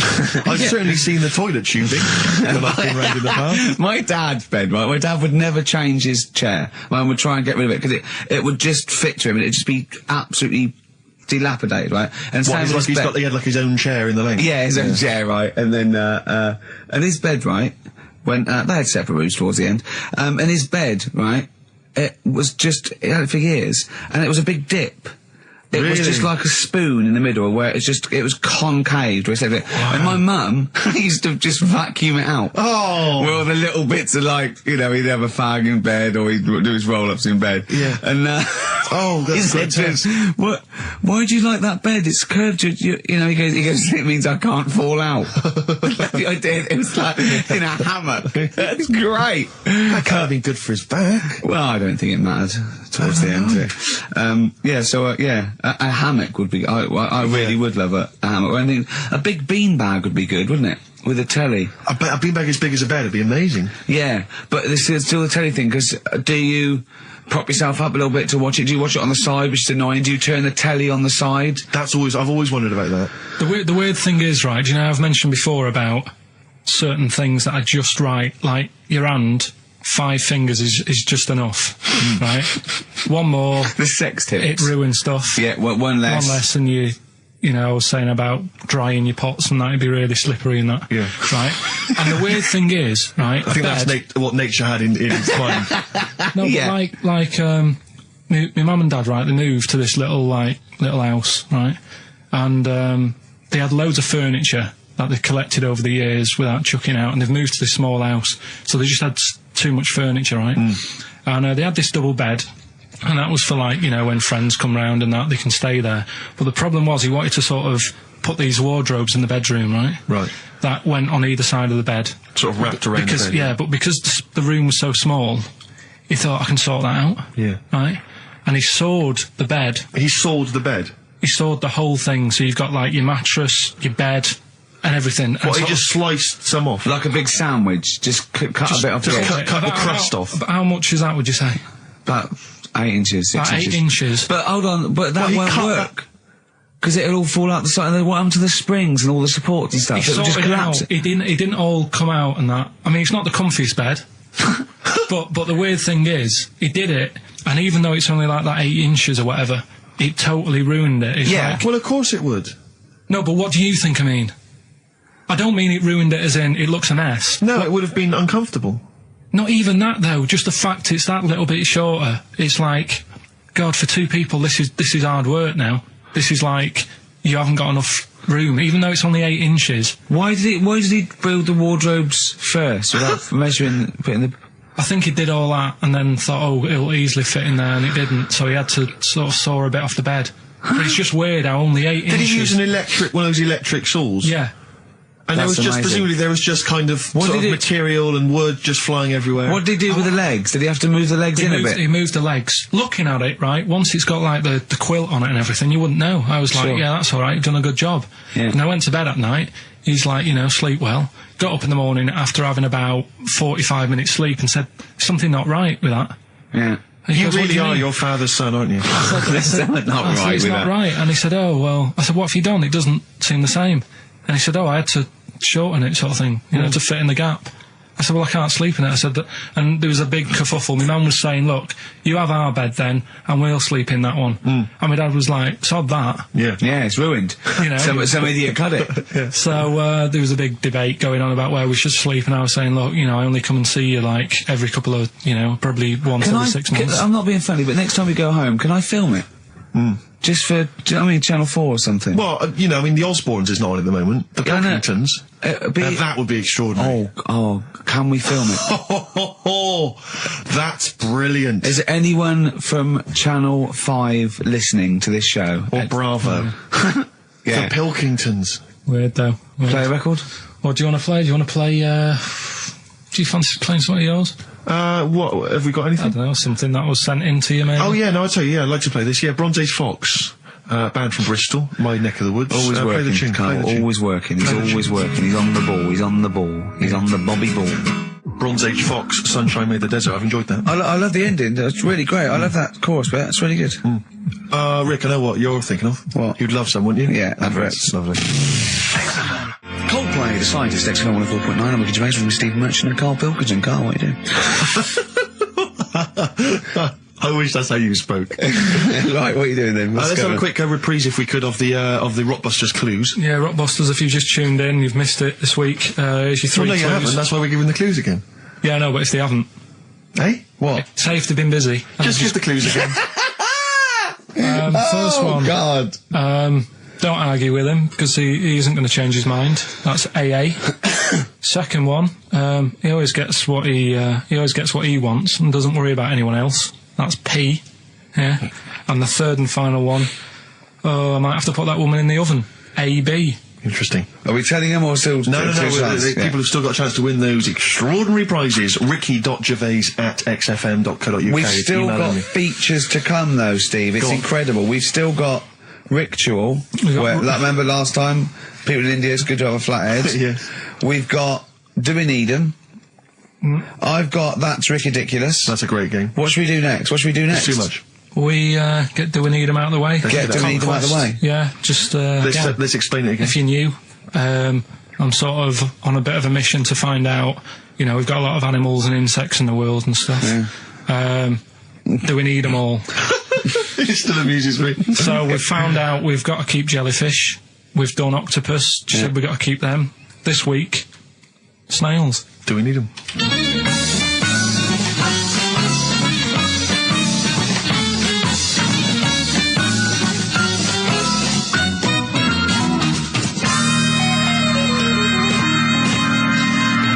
Just doing some research, right? I'm sort of working my way through different creatures and insects and stuff that's on the planet, Yeah, right? And finding out if we need them or not, right? yeah. Do you know much about snails? Well, sea snails. Well, yeah. Snails in general. Don't know much about snails, land snails. I know a bit about sea snails, like whelks, top shells, that sort of thing. Would you say they're important? What sort of sense do you mean by important? Say if we had to sort of get rid of some animals and insects and that because we're running out of room. Right.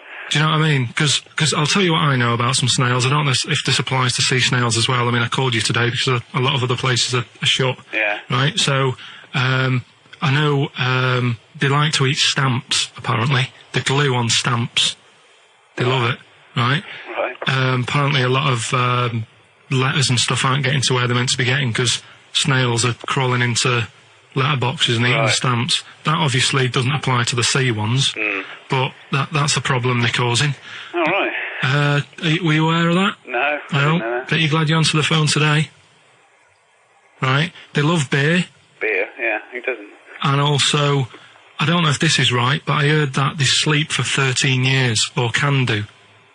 Right, I wouldn't know if they can sleep for 13 years or not, but...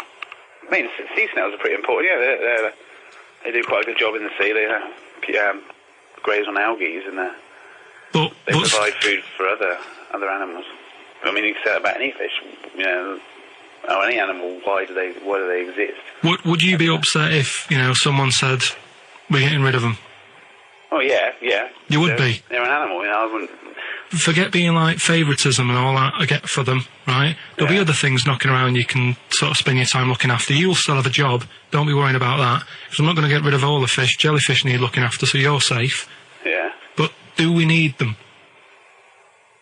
Come on, there's loads of people saying, come on, we've got to move on through the animals, and you're holding them up saying, well, I want to keep them. Well, who's saying we need to... That just sounds a bit crazy to me. Just imagine. Do you know what I mean? And they would come to you because you're working in an aquarium, so they'd be asking for your advice, Right. and you're slowing it down. Well, they asked for my advice and I'm giving it to them, so, you know, that's what I think, anyway. Yeah, but snails, you know, I mean, like I say, they drink beer and that, you know. What do they do apart from some food for a whelk? They were around, descendants around a lot longer than we have been. Yeah, they've been around a long time, but what have they done? Well, they've survived that long, so they must be doing something pretty good. Well, apparently they sleep for 13 years, so really, even though they've been around for ages... I don't think that sounds a bit... I don't think they sleep for 13 years. Not all of them, just the tired ones. So, snails, do we need them? Well, yeah, I just think they've got to, just as, you know, it's not for us to say, do we need them or not, we can't. So you think we should keep them? Yeah, definitely.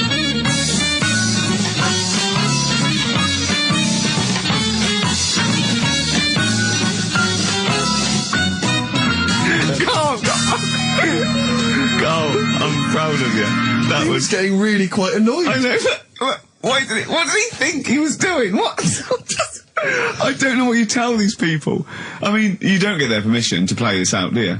You just don't tell the them. thing is, right, I sort of told him what it was about, but we won't say who he is or where he works, because it doesn't matter. I just needed to speak to someone who knows. I know the fact that you were trying to get an answer out of him by suggesting that he would be safe, because he could look after jellyfish if he gave the okay to destroy snails. He was getting livid, you could tell. Oh, God. Brilliant. So he's been around a long time, but what have they done?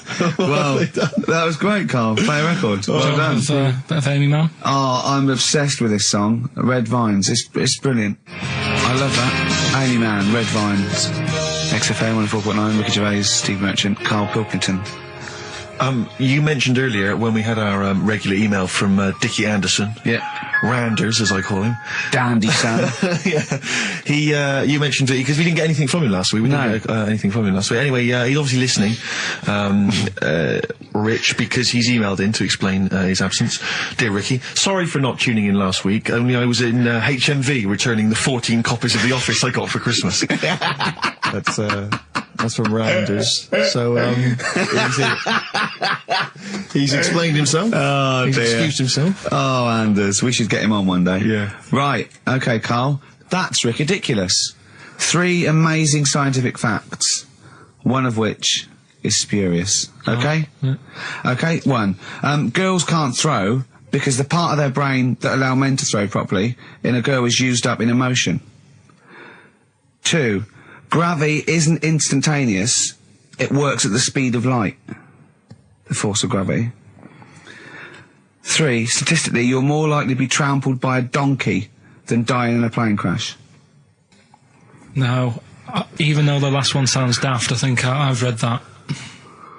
About the donkey thing. Okay. So, girls... What's the first one? Girls can't throw properly because the part of the brain that allow men to throw is used up in emotion in a woman. Yeah. Gravity isn't instantaneous. It works at the speed of light. So when you drop something, the force kicks in at the speed of light. What do you reckon, Steve? Well, it's not for me to say. Is this a trick one where none of them are ridiculous? Or One of those three is not true. Right, well, it's definitely not the donkey, right? So, I reckon the girl one, throwing stuff. Is ridiculous. Yeah. Correct. Well done. Well Very done. well done indeed. Yeah. Very well done indeed. That's 2 out of 2 he's got so far. Well, there you go. Well, well, I'll teach you some stuff now. Right? I've always been fascinated by the donkey fact, because it is an extraordinary fact that more people are killed apparently by donkeys Yeah. than they are by airplane crashes. Well, I suppose in countries where they're used and use a lot, that they go a bit mad and squash it. But my concern is that there's when you go on a plane, there's so many checks. I mean, it takes some 40 minutes to go through all the checks: the air pressure, the cabin pressure, the fuel, checking the flights, the takeoff, all the rest of it. Our checks for donkeys. Nothing. Did someone close the gate? I think so. Exactly. That's our donkey annoyed? checks. Is he annoyed or not? Yeah. You're not working him too hard, are you? Yeah. He's got his hand. Is there two holes for the ears? Yes. Well, I think that's what's happening. I don't think it's accident. Pilkington, I think they're picking us off. I think they're so annoyed that a nickname for them is ass, and they've got to wear the little hat, you know, they've got to ride kids, you know, give kids rides on the beach, and now I think they're just sort of annoyed.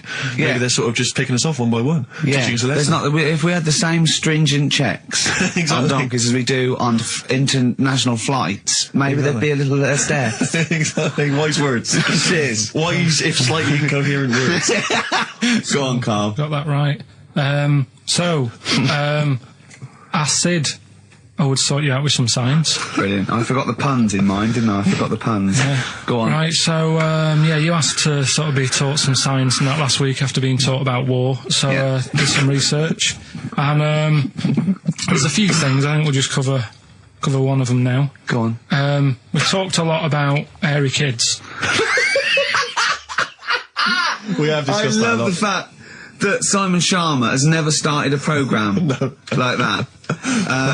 The Jacobites. We've talked a lot about hairy kids. Go on. It's a little bit, I mean, it's not your traditional science stuff, but it's still interesting and it's a little bit, you know, it's still... Yeah, we talk about hairy kids. We have disproportionately, honestly. I think this show's talked about hairy kids more than any other radio show. Well, it's one that... Sorry, I noticed both of you there dropped the H, or the H, or however it's I had to. So airy kids, hairy. Hairy children, not sort of airy, kind of light-headed or... Yeah. Well, there was the case of the one who lived in China. Yeah. And... which was weird for two reasons, wasn't it? Yeah. Well, go on. One was, like, he was covered in hair. That's already weird. And the doctor sort of checked him over and said, well, yeah, he is hairy, but he's quite healthy apart from he had a little bit of eczema and a boil. That was the main bit of the story, wasn't it? Yeah. But this one, right, we have sort of talked about it, and you weren't having any of it at the time. What? This next bit of science I'm telling you about. Go on then. Right? Remember when I told you about a lad who was living at home with his mum and dad, right? Everything's, you know, normal life, go to school, that sort of thing. Yeah. Then, I think his mum and dad had an argument, and it kicked off a bit, and he thought, I'm sick of this. It's happening all the time now. They kept having arguments, so the kid ran off into the woods. Mm-hmm. Oh. Yeah. Right? God. Now, he left, he went and ran in the woods, and he ended up living with some monkeys. Right. Right? And he thought, this isn't a bad life, you know, there's no arguments going on. Sure. He was getting on with them. And the weird He loves thing bananas. is, this is where the science bit comes in. Oh, sure. He grew a load of hair on his body. That's not true. It's not true. It is true. It's an acquired characteristic. I bet someone will back me up on this. But no, you can't. You can't grow hair like that. You might get a little bit more down here. They might, the erectile tissue might, you know, they won't fall out as much. That would, you know, but you don't actually grow a big mane if you're cold and you're a human. Well, he did. He did. This lad did. I know he sounds a bit strange in that, but he was living with the monkeys, and because it was cold, his body reacted to it. Listen. He was no hairier than he would have been if he was walking around naked on a cold day, with or without living with monkeys. The fact that he was living with monkeys makes no difference. No, I know, but I'm trying to get, you know, picture it in your head what it's like. Although Mickey Dolenz was always pretty hairy. Right? So he was living with them, and he went into town or something one day to get some food, and the people there were like, hang on a minute, that isn't a monkey. He went in naked. No, he was there covered in hair. Yeah, but naked, but covered in hair. So it was decent. It was. Yeah. But that was a weird thing. They thought it was a monkey in the shop. And then So presumably he had a big long beard as well, because he couldn't shave, could he? No, he was just covered. He looked like a monkey. And they were happy to serve the monkey, were they? There's a monkey, he's buying a newspaper and some milk. How did he walk, Carl? Did he walk upright or whistling along? The picture that I saw on the internet, he was on all fours, but I don't know if that's when he was running away after they'd sort of, you know, realised he was a kid. But this was a picture. So he was a kid as well. He wasn't even like an adult with the beard. No, he was a kid. Brilliant. And the beard kicked in a little bit. So listen, so the people caught him. You're an idiot. The people caught him, shaved him, right? Got it all off, didn't grow back again. Right. You're an idiot. Well, like I say, people will have heard this story or read about it. You're an idiot. And they'll email in. They don't let me down. And they'll agree that you're an idiot. No, they'll have seen the story. You're an idiot. So that's a little bit of science. You're an idiot. Libertines, Time for Heroes, and XFM 104.9. Right, okay, so have you got anything that is science as opposed to nonsense? Well, Kid went off with some monkeys, grew hair, came back, shaved him, it didn't grow back. I mean, just think. Right, something else. There's a few things I found. Yeah. There's a fella Oh, God. who had hiccups for 69 years. That was a bit annoying. Yeah. Yeah. Yeah. There's the dog with the wig that we've discussed. Imagine if you just tuned in. Yeah. There's the dog with the wig that we've already discussed. Did we discuss that? Not really. Did I not tell you what he said? I did, didn't I? Yeah. Oh, yeah. What else have we got? Well, there's something here that you sort of know. Is this going out live? Yeah, this is happening, right? Right, go on. But remember when you talked about sponges? Yeah.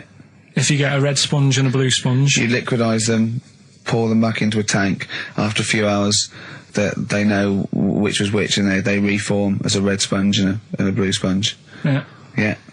I thought that was weird when you told me. Yeah. Looked it up, did a bit of research. Yeah. Thought that's sort of sciencey. Yeah. You can do the same thing with a mouse's brain. Okay. Explain a bit more. No, you can't.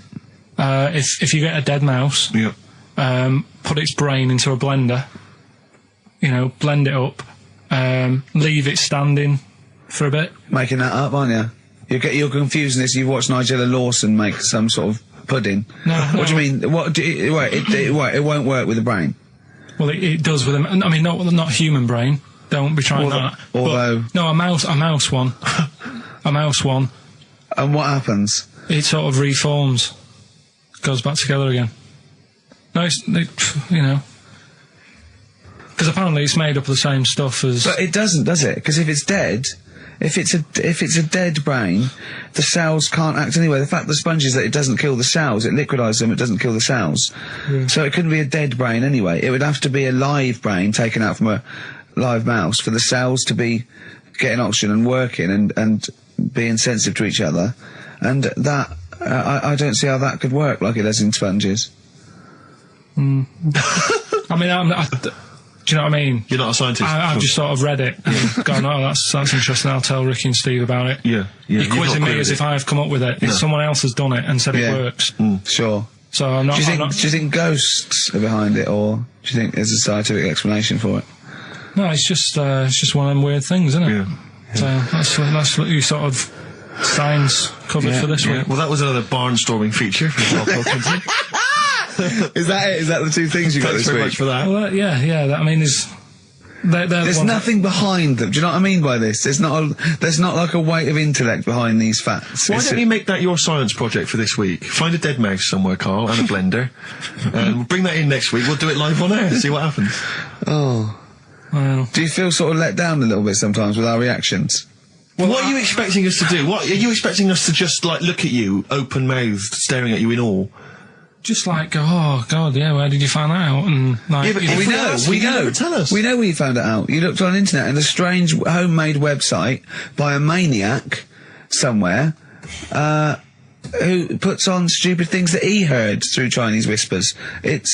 That's where you get your information from. I doubt that anything you've ever come up with is verified. If it is, it's luck.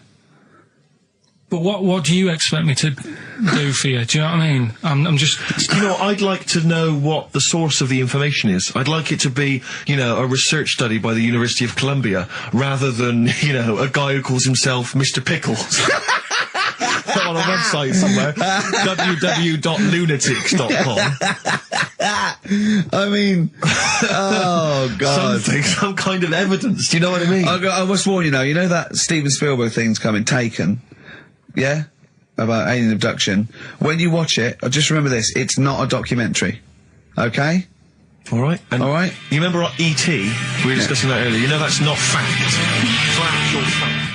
Brilliant. Black Star Radiohead from the Bends on XFM 104.9. Rick, John has emailed in. Yeah. It looks here like he's maybe trawled the web himself. I mean, I don't know if people just immediately leap onto the web every time Karl says something in his defence. I think our listeners are always on the web. Yeah.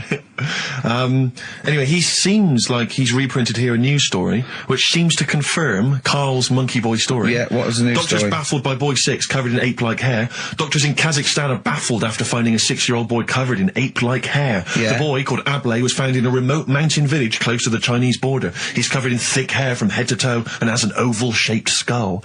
Doctors suspect nuclear radiation or a genetic disorder may be responsible. Fine. But there's an interesting bit here. But sorry, it's not that you could have genetic defects. I've seen lots of people born with long noses, 5 feet, etc. I'm saying that he wasn't normal. he wasn't normal, and then went to live with monkeys and grew the hair. Well, that's no, my true. point. But it says his mother and father are distant relatives. Such marriages are common in the Kazakhstan mountain hamlets. Now, the village elders were consulted as to what to do with him, right? Now, these are the village elders. These are the wise men of the village. These are the people, presumably, that all year long are telling the village how to live, how to survive. Yeah, you're what in to charge do. because you've lived longest. Yeah, exactly. You presumably are solving any kind of moral conundrums, Yeah. any sort of awkward things. Do you know what they suggested that they do with their hairy son? Go on. Send him to the circus. The Carl's nodding. Put him in the circus. That was what they suggested, and the mother actually wanted him to go to school. Instead, there's a, I don't know, school or circus. I don't know. We don't know what's better for him. Exactly. I'm not sure. We must consult the elders. What do you think, Carl? It's not a bad life, is it? What, the circus? Yeah. Well, you ran Kids away will from love it. Yeah. Love it. But remember that thing that I saw about that fella who, I don't know if you should talk about it really, so Go on. Tell us now. You've hooked me. Come on. You can say it. It's okay. What, are you worried that it might be insulting to someone? well, it's not nice, but... Well, you're not taking the mickey out of it. You're telling us... Go on. It's just, it was in that book again that you got me. You know, the book full of weird people. Go on. And things that are wrong with them, and hairy people, and Yeah. lad with 3 legs and that. There's a fella, basically just a head and a little body on a skateboard. Yeah. Right? Picture of him having a shave. And he was shaving with his mouth bit. With his tongue. Like that on the radio. Yeah. Just like- Carl is now doing an impression of a man shaving with his mouth. Yeah. Well, it's just a head, bear in mind. He's doing an impression. Imagine a head with a very tiny body on a skateboard shaving with its tongue. That's what Karl was doing. Oh, and he was depressed because he kept getting hats for Christmas. But if you were him, you would just grow a beard, wouldn't you, rather than... Oh, God. rather than go through all But that he get hassle. it caught in the wheels of his skateboard. Clash. Rock the Casbah on XFM 104.9. Nearly it. Ricky Gervais, Steve Merchant, Karl Pilkington. So the answers to this week's Rockbusters. Yeah. Do you want to give us the clues again in the answers? Yeah, the first one was, don't argue with him, he ain't going to change his mind. The initials there were AA. That's adamant. Adamant. Yeah. Alright? That's good. That's a good one. Second one, he always gets what he wants and doesn't worry about anyone else. That was P. That was Pixies. Picks his, it kind of works, yeah. And the third one, I'll let you have that one. I'll have to put that woman in an oven. That was AB. That was Anita Baker. Anita Baker. It's good. Anita Baker. Anita Yeah, Baker. I'll let you have all 3 today. So You've done well. So do you want to pick a winner, Steve? Well done to Mark Leder from Bow. He wins those fairly mediocre prizes. Enjoy them. Oh, brilliant. Oh, well, we've had a few laughs. We've had a few laughs, a today. few tears, a few scientific breakthroughs. Exactly. Got to get a picture of Karl somewhere in the national press. Just his little round head there. As an email here, Karl is trying to distract attention from the fact that he is a monkey raised among humans and horses and has failed to develop hair. It's I can just imagine him being the second cleverest in a troop of monkeys. You know what I mean? Second cleverest. You know what I mean? So Picking fleas out there. Oh, look at his little face. I'll tell you what. Heat, I'm gonna get a picture of you. Just put it in the radio section of Heat. Just this is what Karl looks like. Oh, another email. Someone said, when the monkey boy went to the shops, he was naked. Where did he keep his money? Good point. Didn't happen then. Right. Oh. So that's that. We didn't even do all. What do you mean? We didn't get round to ritual. Oh, come on, give us No, we ritual. haven't really got We have time. quickly. No, it's, We have got time. Just do it. Why haven't we got time? It's 10:02. right. Well, we've got a long track to finish on. Well, just do it. It's. Do Are it. you familiar with the place called Go on. Easter Island? Yes. Yeah. Do you know what they do out there? eat eggs? I don't know. Well, Go that's on. close. Go on. Right. What they do, right, there's a load of people living on an island, Yeah. Easter Island? and to find out who's going to be running the place, they don't hold elections, do they? they have these birds that lay like expensive eggs on an island. Expensive eggs! Okay. They lay expensive eggs. Fabergé eggs. Yeah, go on. On this island, Yeah. Easter Island? once a year. No, off it, like about 2 miles out. Right? Oh, yeah. And Whitsun and Island. the sea. Shrove Tuesday. Yeah, Pancake We're running out of Island. time, Just tell right? us. No, Steve, we'll play your song. No, tell us. Right, finish Next it now. week, next You week. don't you dare. I'll See you later. Joni Mitchell. You. Blue Motel Room from the album Nigeria. It's the song for God. ladies this week. Thanks for listening. Next week.